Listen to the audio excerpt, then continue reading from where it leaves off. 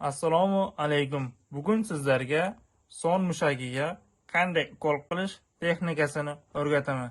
Birinchi navbatda bemor yotgan yoki o'tirgan holatda bo'ladi. Keyin bemorni sonini 3 ga bo'lib olamiz. 1, 2, 3.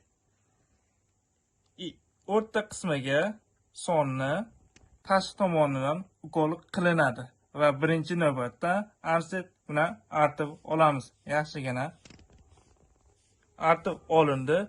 Keyin igna bolalarda bo'ladigan bo'lsa, igna 3 dan 2 qismi kiritiladi. Kattalarda bo'ladigan bo'lsa, igna 90 gradusda hammasi kiritiladi. Artib oldik.